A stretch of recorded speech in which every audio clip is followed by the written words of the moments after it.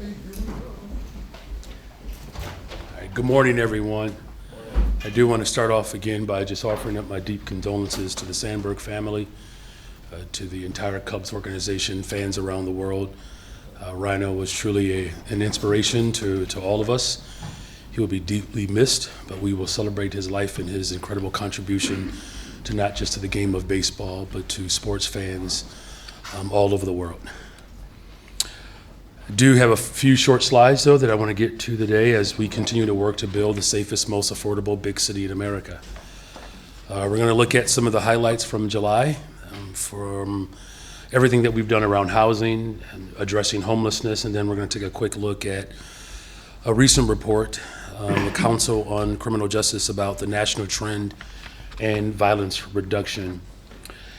You know, as I've said all along, affordability starts with housing because it is the most expensive part of working in middle-class Chicagoans' budgets. This is from a piece by Monica looking at the share of rent burden units by neighborhood and by race. You can see that our south and west sides are particularly struggling with rent and housing costs, but the issue is widespread throughout our entire city. When you look at the racial breakdown on the bottom left, you'll see that over half of Black residents and almost half of Latino residents are rent burden, as well as roughly a third of Asian and white residents. So that's why we're working hard to tackle this issue around affordability in this crisis by simply building more units, particularly more affordable units. We made history this month with the groundbreaking of the Jigsabic Affordable Housing Complex on the northwest side, which will create 45 100% affordable units while honoring the rich culture of the contributions of our Native American communities in Chicago. We also broke ground on an important development at the former site of the Robert Taylor Homes in Bronzeville. The Legend South A3 complex will create 42 affordable units and 10 market rate units in that particular community. But look, let me just be absolutely clear. We can't just rely on city government. We also have to catalyze the private sector to build more units. And the only way to do that is to make more cost-effective and more efficient ways to build units. And that's why we took a bold step this month to reform our parking mandates, particularly near transit, because we know that these mandatory parking spots can drive up the cost of construction by over $800,000, and it can drive up the cost of rent to Chicagoans by 17%. So this is probably one of the most significant steps that we've made with the Cut to Tape initiative so far, so that we can continue to pull every single lever to chip away at our housing crisis in Chicago. But with that, as we continue to talk about housing, we are also talking about homelessness, because we know the high cost of housing drives far too many of our families who are already unstable into unfortunate states of being homeless. And that's why my administration made an historic investment just this past week, $40 million to upgrade the infrastructure of shelters. And this is the largest investment and the first of its kind. These upgrades will create single rooms so that residents can have some dignity and some privacy as they work towards a transition into their own spaces. This is critical because many unhoused Chicagoans repeatedly turn down shelter because of the conditions of our shelters. So we're serious about getting Chicagoans the help that they need, and we need to continue to make these investments in our infrastructure to provide real dignity in housing. But again, our core work that I've been zeroed in on over the course of my first 2 years in office is to drive down violence in this city. When we look at the numbers from July thus far, you can see month to month, the data points are still trending in the right direction. Our year-to-date numbers continue to show a stable decline, with violent crime down 20% as a whole, but homicides are down, shootings are down, as well as shooting victims and robberies. As we continue to build the safest, most affordable big city in America, these trends are certainly a promising note that our investments are working. A recent report, though, that I do want to talk about is the Council on Criminal Justice compared crime trends across 30 cities to take a look at the national trends of crime reduction. And as you can see at the top of the chart, historically, Chicago has been an outlier in the national trend. That's an outlier in the wrong direction. We've seen significantly more homicides and shootings than our peer cities. That has hurt our reputation as a city. And of course, it's been a tragedy with the reality of far too many Chicagoans losing their lives.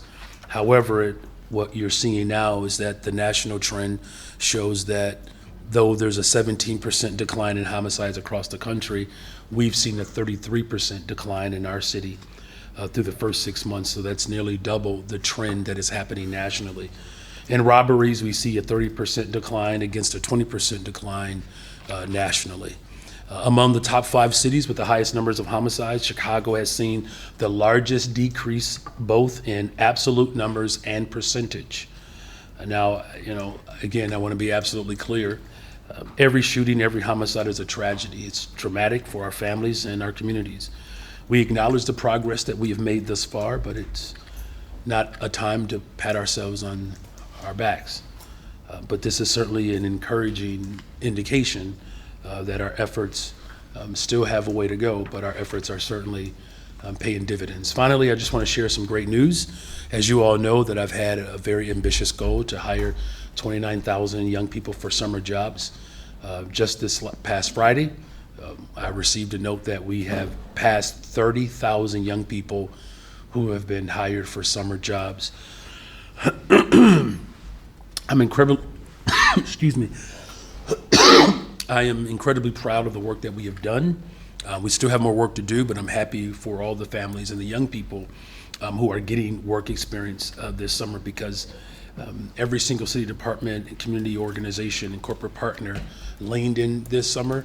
More people have an opportunity to do just that. And so we have surpassed by 1,000 the initial goal that we put forward. Every single child that we invest in is yet another opportunity to build the safest, most affordable big city in America. And with that, I'm open to any of your questions that you have. Thank you. Cool. We'll start Miranda. Good morning, Mayor. Good morning.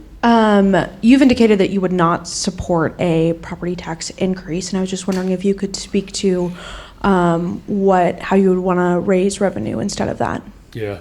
Well, what I said was, I just want to be absolutely specific, is that I would not propose a property tax increase in my budget. I'm going to go after progressive revenue. That's what the people of Chicago and working class families in particular want us to see us to do. Look, the city of Chicago, we're the 4th wealthiest city in the richest country in the world. In fact, we are the 10th wealthiest city in the entire world. So I think it's important that we look at, in a very meaningful way, how those individuals with means, particularly our billionaires and ultra rich who have benefited from a growing economy, can put more skin in the game. So we're going to look at a variety of options to ensure that we are continuing our efforts to build a safe and affordable big city. And there are options that we do have, and we're going to open ourselves up to options that people might bring to the table. We have a working group that I've assembled to look at ways in which government can be far more productive. So it's a both and, But one thing I want to make absolutely clear is that building more affordable homes, driving violence down in the city of Chicago, that's our top priority. And we have an opportunity for corporations and those who have benefited from our growing economy to actually double down on our efforts to ensure that a safe and affordable city becomes the reality for us. Not trying to get you to commit to any specific policies, but do you have an example of what a progressive revenue stream would be? Thanks. Yeah, I do. So one of the things that we have been looking at is it's been the pilot program, the payment in lieu of taxes. Those are some considerations that I believe that as a city we should look at. Something that I do think is important to note, though, that we have more than 127,000 millionaires that are within the borders of Chicago. So it's clear that between, the thousands of millionaires as well as at least 25 billionaires, that there's a reason for us to be able to tap into, those individuals and entities with means so that we can continue to see the positive trend of violence going down in the city of Chicago. I believe it's to all of our benefit to ensure that we're doing everything in our power to maintain the investments that we've put forward. Hi, Mayor. Hi. The CHA board is meeting right now. You have yet to announce your pick to lead the agency. Is there some delay in naming Alderman Burnett, or have you not made up your mind? And are you concerned that the agency will remain leaderless for some time now? They're not going to take up that vote at this particular time, but I, fully expect them to take up this vote within the next month. There are options that can take place. Could call a special meeting. So I'm not concerned right at this moment. We've been able to, maintain our commitment to expanding opportunities for public housing to grow in the city of Chicago. So I'm not concerned in that regard, but I, fully expect that the board will make its final decision once I put forth a name within the coming month. The system that the city has used for 60 years to terminate and discipline officers accused of serious misconduct has been essentially frozen for the last 16 months because of the ongoing legal fight over whether those cases should be decided by the police board or arbitration. 3 officers waiting to have their cases heard are accused of, without justification, killing Chicagoans. 2 of those officers remain on the force. Are you concerned that this continued stalemate will continue and these officers sort of won't be held accountable for what the city's misconduct agency says is clear, unjustified use of force? Mm-hmm. Well, look, constitutional policing, that is, the ultimate goal. And, our police superintendent has worked especially hard to ensure that we restore, build, and maintain trust within the community, and holding officers accountable who have breached that trust is something that's important. As far as just the delay, the systems that we have in the city are, quite frankly, they're antiquated, and I do believe that there is a need for stronger clarification of where that authority lies. So this is an ongoing, process that I'm committed to ensuring that we get it right. That's the most important thing, is that we get it right. And so, yeah, I've expressed this before. There are some levels of frustration that I do have with a system, and that, takes a while, for due process to be fulfilled. But I can assure you, I'm doing everything that I can, along with the superintendent, to ensure that we have the best and the strongest and the brightest women and men who are serving in this capacity as law enforcement, and if they do break their covenant and their oath, that accountability should be swift and permanent, quite frankly. Mayor, good morning. Good morning. In Washington, D.C., their city council voted to partially repeal the One Fair Wage Ordinance. You have been a staunch supporter of it here, so curious how you feel about the change, especially as restaurant owners and some workers have been raising the alarm here, but city council hasn't entertained any adjustment. How do you view what's going on in our nation's capital there? Well, I don't spend a whole lot of time thinking about what other people are doing in their cities. I just know that we are the most pro-worker city in America, and we're committed to holding that position. I have not heard one worker complain about raises or paid time off. Now, what I've said repeatedly to those in the industry, my door is always open.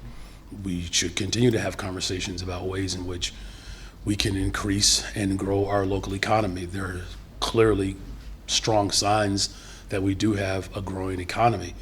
The door is always open. I know that there are some other costs that are associated with running restaurants, and I'm open, to those discussions.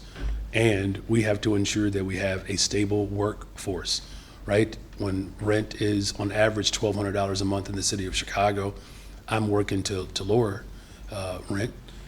We have to ensure that there's a workforce that is well compensated so that they can actually live in the city in which they're serving. So my door is open, but I'm focused on the city of Chicago as we continue to build a safe, affordable, big city. I would hope that other folks look at us as a model, because clearly what we're doing is working here.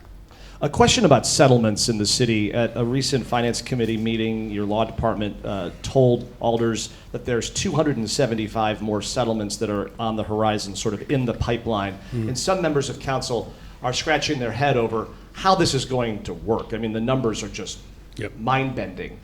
Will we be able to continue to afford the insurance policies that inoculate us from these huge numbers? And can you offer some insight on where this story's going? Yeah, well, first of all, these settlements have had a tremendous strain on our budget, right? There's no secret here that recently we settled a case that, the violation occurred, over 30 years ago. And, as we build towards stronger constitutional policing, the good news is, at least, is that we don't see a lot of recent cases, right? We're looking at cases that are quite dated. Now, I'm working with my corporate counsel, Department of Law, as well as budget. And of course, we're going to engage City Council to create a pathway to be able to deal with these settlements. Look, the bottom line is this, that people were harmed, and there is a responsibility that the city of Chicago has in terms of paying restitution for the harm. But it is a serious weight and burden on our finances. It's a challenge, of course, that we've inherited, much like what we are dealing with our pensions. So there's a collective group that's working to find a pathway so that we can deal with these settlements that, quite frankly, unfortunately, have caused tremendous harm to a lot of families. But, like everything else, we'll find a pathway forward. Hey, Mayor. I'm sure you have more ideas on progressive revenue. I'd like to hear another one.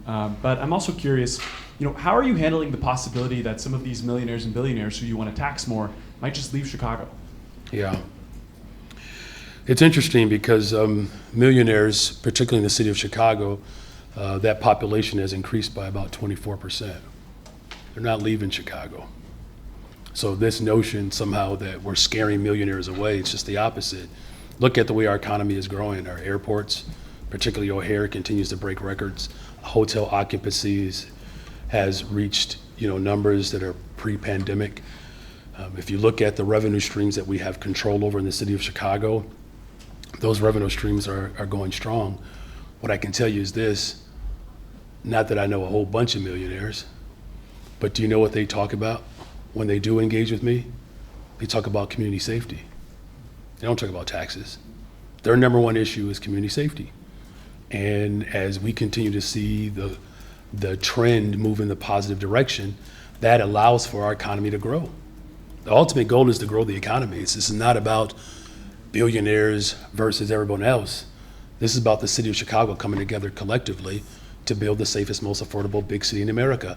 That's a benefit to our corporations and those with means.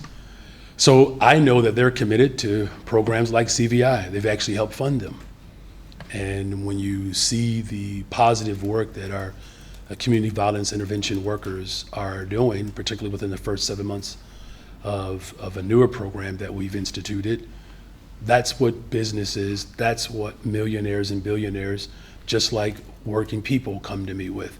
How do we continue to drive down violence in the city of Chicago? Because clearly, living in the greatest freaking city in the world is not a burden, but it can be a strain if you don't get a handle on violence. And as we continue to work to get a handle on violence, that's what the interest of millionaires and billionaires have brought to me, and we're going to continue to work collaboratively to see the positive trends move downward. And following up on the CHA appointment that isn't moving forward today, the possible pick, Alderman Walter Burnett, has recommended his son, of course, take his seat in the city council. What do you say to Chicagoans who think it's unfair that an elected official would get to appoint, once again, a child of theirs who doesn't have government work experience? Well, the alderman is not appointing anyone in particular. He's brought forth a recommendation. And there will be a number of people who bring forth a recommendation to me. Here's what's most important, is that we actually have someone in that aldermanic seat who understands the assignment. And the assignment is to build the safest, most affordable big city in America. And anyone who is committed to that will be imbibing the spirit of the renowned, former vice mayor and former alderman of the 27th Ward. Hey, Excuse me. I know that's going around, whatever that is. I hope I don't bring it. Was that me? Sorry, Justin. Patient zero there. Yeah.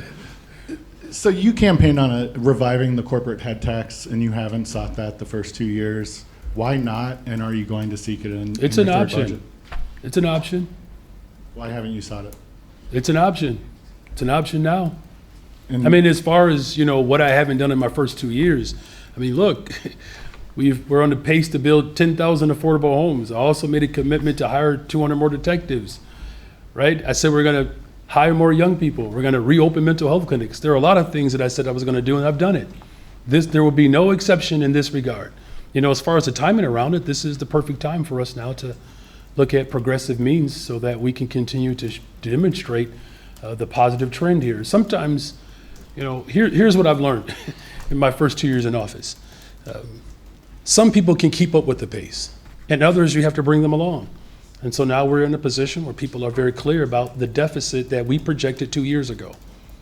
And I just hope that City Council recognizes the unique moment that we're in as a city to do something that has not been done before, is to address structural deficits and doing it in a progressive way. The Institute for the Public Good put out a policy proposal that I know your administration's looking into. I don't know exactly what you call it, a corporate income tax, I believe is the phrasing they want to use. What have you guys learned so far as you're looking into it? And is that something you think that you would not need state approval first to be able to do? Yeah, that's a good follow-up to that question. I mean, there is still some ambiguity around like how something like that could occur. What I can say though is, look, we are the #1 relocation for corporate headquarters on a consistent basis. We are voted hands down the best big city in the world. And in order to live up to the expectation that the people of the world has of being that premier city, our corporate partners will have to do more. I believe the number is like 1 in 4 of 18-year-olds or younger in the city of Chicago live in poverty. I mean, we have to address the systemic inequality that has been pervasive for too long. And again, this is more of an opportunity for us to continue to make the necessary investments to drive violence down in the city of Chicago. That is my #1 objective. All of our investments are leading towards a safe, affordable big city. People say they want that. I know they do. We're providing it. If we're going to do it at scale, we will need our corporate partners and those with means to join us in this journey to ensure that we don't have 25% of children under the age of 18 who are suffering in poverty. A lot of them attend our public schools. There's a lot of work to be done, but as long as we are committed to doing that work together, we can build a safe, affordable city for everyone to enjoy. Oh, Mayor Johnson? yes. Just a question today. We're not going to do any preamble. Just a question. Otherwise, we're just going to keep going. Just a question. Leaders Thanks. of the Italian-American community in Chicago are very upset that you've decided to destroy the historic pedestal of the Christopher Columbus statue in Grant Park, one of the, I think, the only remaining historical landmarks from the 1933 World's Fair. Ron Onesti actually offered to remove the pedestal himself at his own expense. Why would you destroy that pedestal? And is there a reason why you are singling out the Italian-American community for such disrespect? Nothing has been destroyed. Where is the pedestal? Well, your question was around what if it was destroyed, and it was not Well, destroyed. And so they're we're going to under the continue to impression work that it is with being destroyed the as we speak. Italian-American community around what is best for this statue.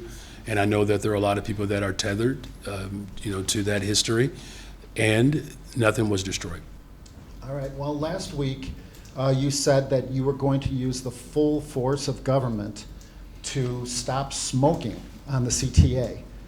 Many people, hundreds of thousands of people asked me why you wouldn't use the full force of government to remove illegal aliens like Jose Okay, Luis thank you for the question. Mendoza, Thank you for the question. Gonzalez, We got it. Yeah, who, Thank well, you. I appreciate Thank you, the thank you. question. I mean, as far as the city Thanks. of Chicago is concerned, our local police department does not dub as federal ICE agents. It's just that simple.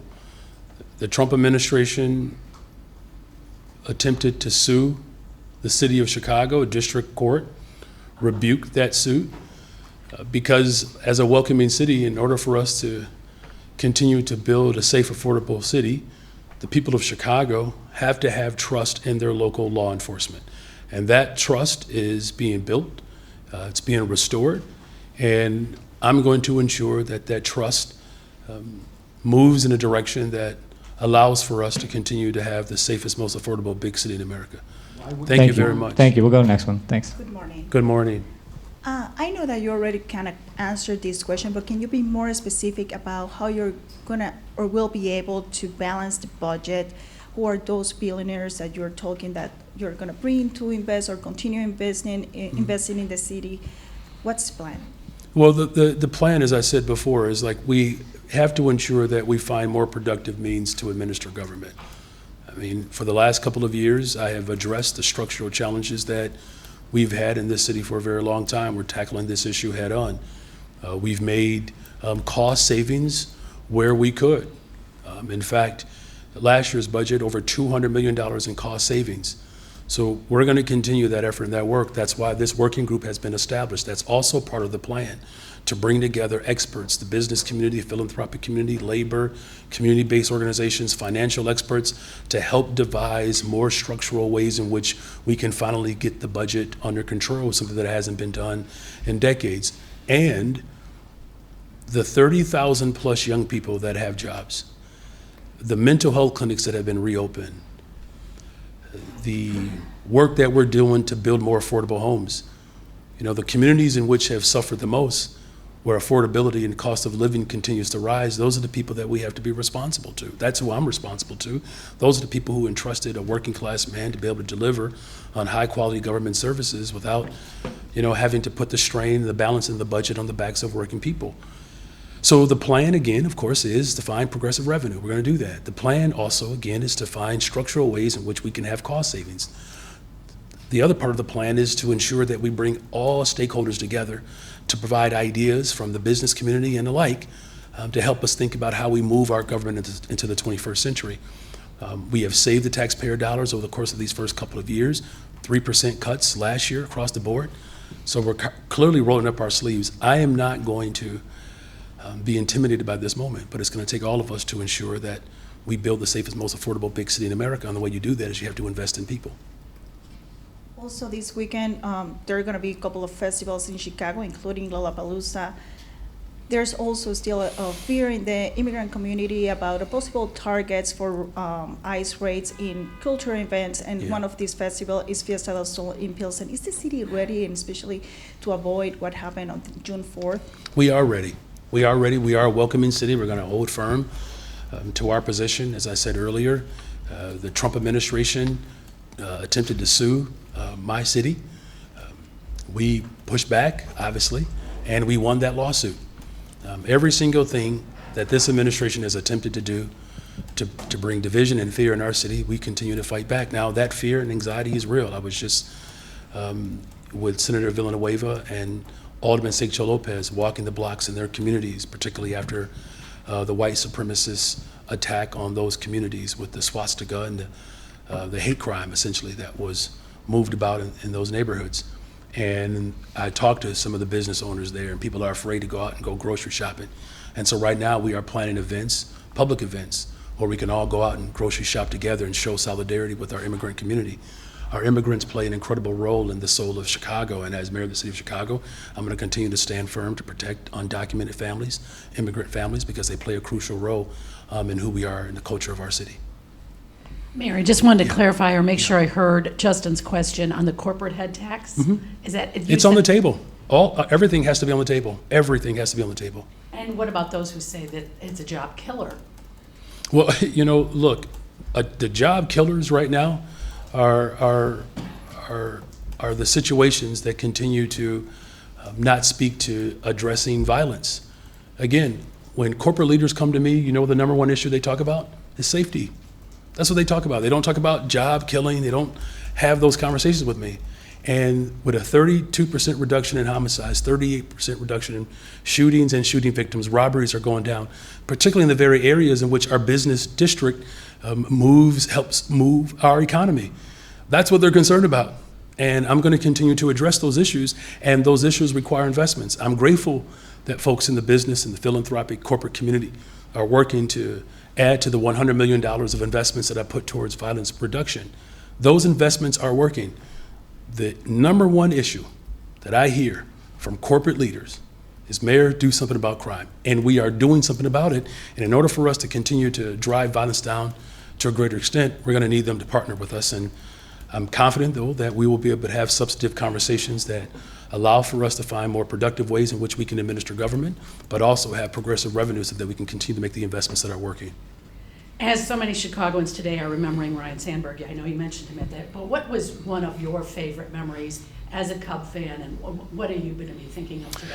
Yeah, again, for those of us especially who, lived through the 80s and 90s, those are some very emotional moments as a Cubs fan.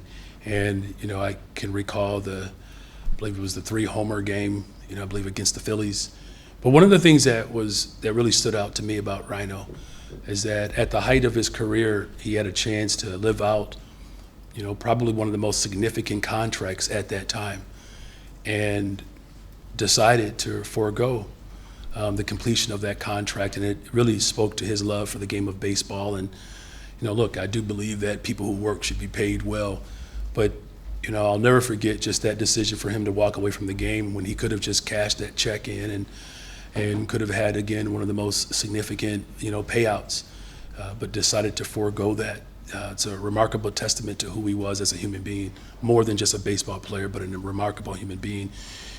He will be loved and deeply missed. And, I know there's a number 23 on the west side of Chicago, with Michael Jordan, but number 23 on the north side, Rhino, that's a number to behold as well. Good morning, Mr. Mayor. Good morning. The Trump administration, Trump has issued an EO to make it easier to institutionalize unhoused people. Do you agree with it? And if not, how would Chicago fight it? Could you repeat that question in his executive order to do what? To make it easier to institutionalize unhoused people. Institutionalize them. Yes. You mean to incarcerate them? It's not jail, but take them if they seem to need treatment, whether forcibly or voluntarily. Well, look, I've made critical investments within our Department of Family Support Services to work in a strategic and a sensitive, thoughtful way of how we treat those who are unhoused, some of whom have severe mental health issues. So my approach is what we have done, as we have worked to work within these encampments around the city to find services and support for these individuals. I believe that the best way in which we go about doing that is to help move people along and convince them that these are the services that are beneficial for them. That's my approach. I think anything that you do to force something on someone, you're certainly not setting them up for success. Another EO he signed would make it easier to expand data centers. Data centers have been blamed for an increase in people's ComEd bills this month, and the major grid operator for Illinois says those will go up again next year, again driven by the demands of data centers. Chicago's got more than 160. Should we be looking at maybe not expanding them so fast? Maybe. Yeah, I mean, look, I can tell you that the number of families who are struggling and living in debt is quite severe. As I mentioned earlier, the number of families who have children and are living in poverty are quite severe. We know that medical debt is one of the greatest drivers of harm of working families.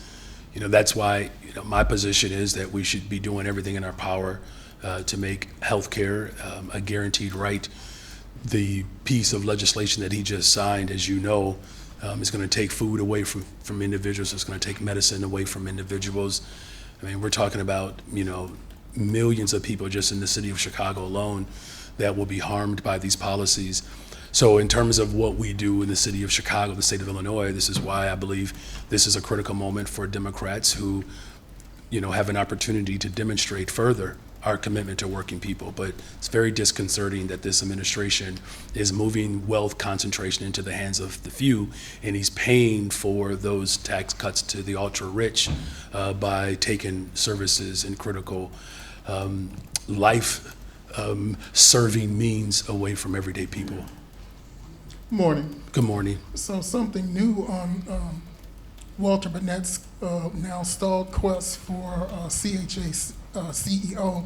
The Deep South Press Corps' cauldron of sources say that about some $100,000 was spent on a search for a permanent CHA CEO, and that his name did not appear on the short list, although everybody agrees that he did apply for the job. So can you sort out what's going on there, and did that have an effect? Yeah, well, there was that's a good question. We did have a search that went beyond the city of Chicago.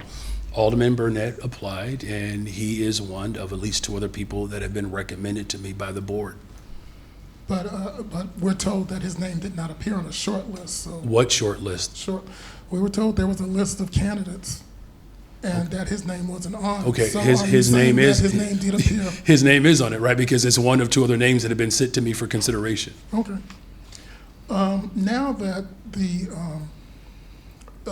public safety concerns among undocumented have hit close to home, as well as excuse me, voice is coming and going, as well as national security concerns have hit close to home with that ammunition and whatever found on the low end at that apartment building populated by nationals, foreign nationals. The question now is, what is the city doing, or what can the city do to balance protecting undocumented as well as citizens under the Alien Enemies Act of 1798?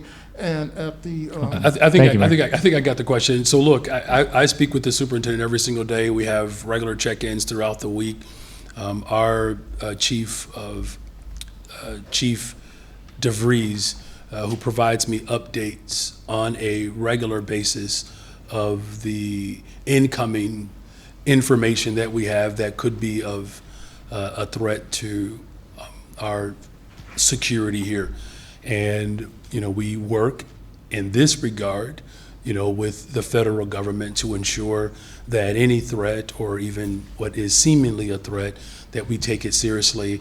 And the city is as prepared as we have ever been to deal with forces that would want to terrorize us and impact our way of life. But Chief DeVries. So that's how you're balancing with the welcoming. Yes. Yes. Yes. So again, the welcoming city ordinance, which is separate and apart from how our local law enforcement does cooperate with federal agents, particularly when it's regarding, you know, the trafficking of children, the, you know, getting guns off the streets of Chicago. So there are a host of things that the Chief DeVries, who is the chief of that particular division, that we do have coordination. As it relates to immigration enforcement, that's separate. We do not cooperate or enforce federal immigration policy as a local police jurisdiction. Thank you, Mark. Thank you, Mark. We got to. Thanks, Mark. We got to keep going. Go ahead, Craig. Mayor, you were talking about the 2 main things. You want to keep the city safe. You want to grow the economy. When we look around the city recently, saw 2 cranes up. You've touted all the affordable homes that you're building. Why don't we see you touting groundbreaking for large businesses that bring jobs that grow the economy? Well, because there are many ways in which you can grow your economy. And this is what I mean by being far more innovative and progressive in terms of how we have economic development. So let's just look at the Department of Planning and Development just last year alone. $11 billion of new investments, of which that constitutes for 37,000 construction jobs. So when you think about some of the development that we're doing downtown, for instance, the conversion of old office spaces into housing, you're not going to see a crane on those projects, but the development is still happening, right? And so there are ways in which our economy continues to grow. Just this year, we've already approved $8 billion of new development in the city of Chicago. We're talking about thousands and thousands of construction jobs. So Is that city-sponsored development? Or? So that's a good question. So some of it is entirely privately invested without any city dime, which speaks to the strength of our economy.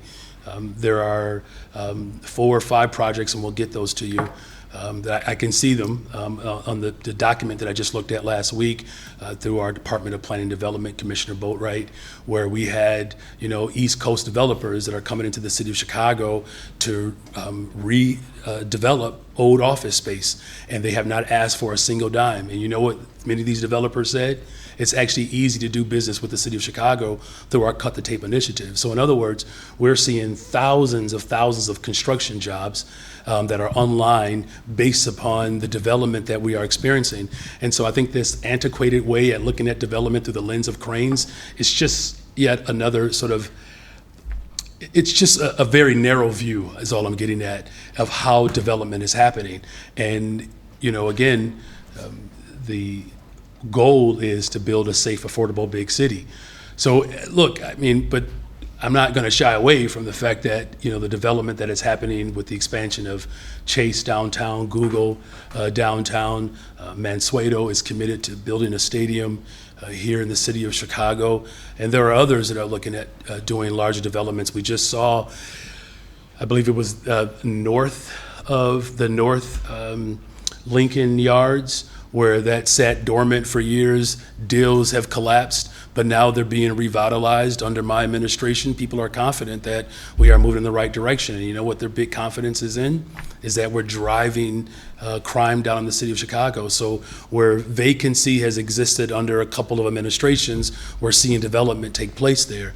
So there are multiple ways in which we can create jobs. We have the strongest workforce, the best universities, 20% of the world's fresh water, the most diverse economy in the entire country. That's why people are attracted to this city. And as long as we're creating thousands of jobs, clearly development is happening here. As long as we're doing the drip, drip, drip of progressive revenue ideas, let me bounce something off to you that one of your allies mentioned to me last week that we reported on, that you're a tax on advertisements that run on social media and other digital platforms. Is that also the things that are on the table? And maybe since you're laying out some of the ideas, lay out a few more. Well, I could say, since you asked about that one, when I was a Cook County Commissioner, I actually worked with those who were moving that legislation in Maryland. There is a suit right now that will help provide some clarity and determination of how we can move forward with it. But I've long been a supporter of the placing revenue lines with our digital ads. Look, people have made billions of dollars from the digital industry, literally billions of dollars, and that free advertisement happens on a consistent basis. So this is something that I've been looking at and exploring since 2018. So yes, that is yet another idea that is on the table. All right, is that everybody? Thank you all. All right, thank you all. Have a great day.